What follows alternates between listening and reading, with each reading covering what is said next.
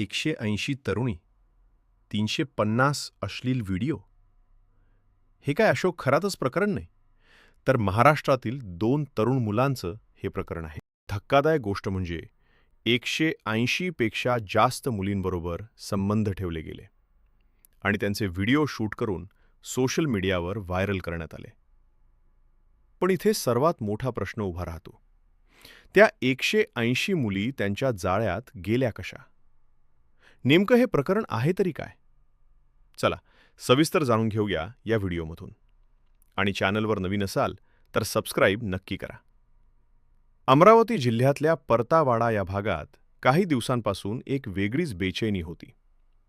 सगळं नेहमीसारखं चालू असलं तरी लोकांच्या चेहऱ्यावर एक प्रश्न दिसत होता.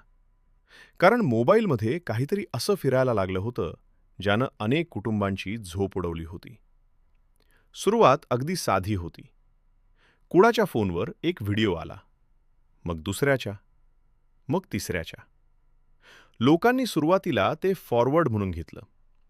पण काही वेळातच लक्षात आलं, हे काही साधं प्रकरण नाही. प्रत्येक व्हिडिओमध्ये वेगवेगळ्या मुली दिसत होत्या, पण मुलगा मात्र एकच होता. त्याचं नाव अयान शेख, वय अवघं 19 वर्ष. ही गोष्ट इथपर्यंतच मर्यादित राहिली असती तर कदाचित लोकांनी दुर्लक्ष केलं असतं. पण व्हिडिओंची संख्या वाढू लागली.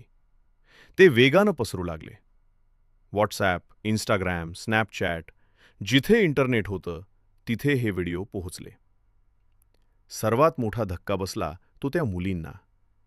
कारण त्यांच्या चेहऱ्यांसह हे व्हिडिओ फिरत होते. काही मुलींनी घराबाहेर पडणं बंद केलं.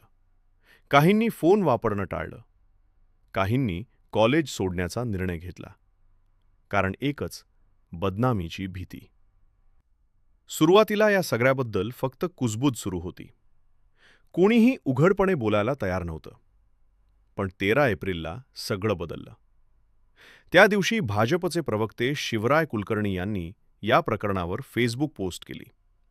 ही पोस्ट व्हायरल झाली आणि अचानक हा विषय सगळ्यांसमोर आला. यानंतर राज्यसभा खासदार अनिल बोंडे आणि आमदार प्रवीण तायडे यांनी पोलिसांची भेट घेतली. त्यांनी एक पेनड्राईव्ह पोलिसांच्या ताब्यात दिला आणि इथून या प्रकरणाचं स्वरूप बदललं. त्या पेनड्राईव्हबाबत दावा करण्यात आला की त्यामध्ये 180 महिलांचे आणि 350 पेक्षा जास्त अश्लील व्हिडिओ आहेत. हा आकडा समोर आल्यानंतर वातावरण पूर्णपणे तापलं. लोकांमध्ये संताप वाढला. तात्काळ अटक करा ही मागणी जोर धरू लागली. पोलिसांनी गुन्हा दाखल केला. पण तोपर्यंत अयान शेख फरार झाला होता. पोलिसांनी त्याचा शोध सुरू केला. मोबाईल लोकेशन ट्रेस करण्यात आलं आणि शेवटी त्याला अटक करण्यात आली. त्याच्यावर इन्फॉर्मेशन टेक्नॉलॉजी ॲक्ट 2000 अंतर्गत कलम 67 आणि 67A तसेच इतर गुन्हे दाखल करण्यात आले. न्यायालयाने त्याला पोलीस कोठडी सुनावली. अटक झाली, पण प्रश्न कायम राहिला. हा मुलगा इतक्या मुलींना कसा फसवू शकतो? तपासात उत्तर मिळायला सुरुवात झाली. अयान एकटाच नव्हता. उजेर खान हे नाव समोर आलं. स्थानिक माहिती आणि तपासातून अशी चर्चा आहे की अयान आणि उजेर यांच्यात एक विचित्र स्पर्धा होती. बॉडी काउंटची. म्हणजे कोण जास्त मुलींना आपल्या जाळ्यात ओढतो, कोण जास्त व्हिडिओ तयार करतो, याची रेस. दोघं सोशल मीडियावर सक्रिय होते. इंस्टाग्राम आणि स्नॅपचॅटवरून ते मुलींना मेसेज करायचे. सुरुवातीला साध्या गप्पा, नंतर मैत्री, मग विश्वास. एकदा विश्वास मिळाला की मुलींना भेटायला बोलवलं जायचं. भेटीची ठिकाणं शहराबाहेर असायची. चिखलदरा परिसरात एका लॉजचा वापर केल्याची माहिती पुढे आली. तिथे गेल्यानंतर मुलींना नको त्या अवस्थेत आणून त्यांचे व्हिडिओ शूट केले जायचे. पण ही फक्त सुरुवात होती. हे व्हिडिओ नंतर वापरले जायचे. ब्लॅकमेलिंगसाठी. तुझा व्हिडिओ व्हायरल करीन, तुझ्या घरच्यांना पाठवीन, या धमक्यांमुळे मुली घाबरून जायच्या. आणि मग त्यांना आणखी एका गोष्टीसाठी भाग पाडलं जायचं. पुढच्या वेळी तुझी मैत्रीण घेऊन ये. अशा प्रकारे एक साखळी तयार झाली. एक मुलगी दुसऱ्याला आणायची आणि हा आकडा वाढत गेला अशी शक्यता व्यक्त केली जाते. पण मग एक मोठा प्रश्न निर्माण होतो. हे सगळं बाहेर कसं आलं? याचं उत्तरही तितकंच धक्कादायक आहे. आयान आणि उजेर यांच्यात वाद झाला आणि त्या वादातून उजेरने आयानचे व्हिडिओ व्हायरल केल्याची माहिती समोर येते.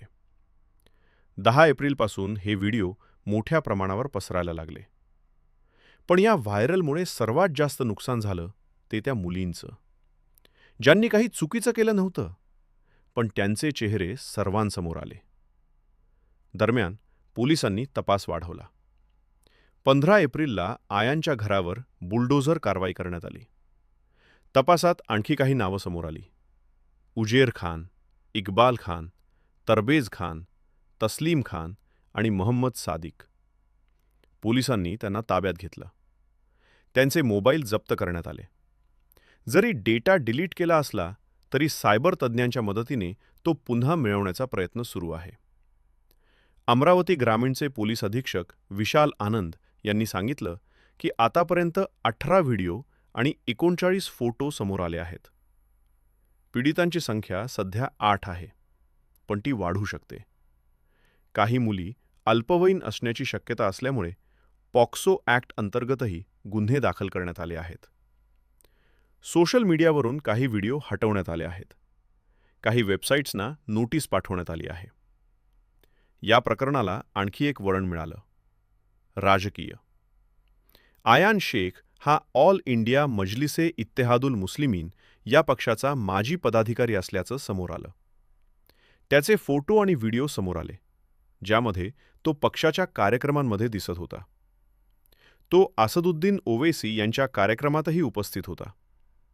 मात्र पक्षाकडून सांगण्यात आलं की त्याला 10 जानेवारी 2026 रोजीच पदावरून काढण्यात आलं होतं. तरीही या प्रकरणावर राजकीय आरोप सुरू झाले. अनिल बोंडे यांनी या प्रकाराला व्हिडिओ जिहाद असं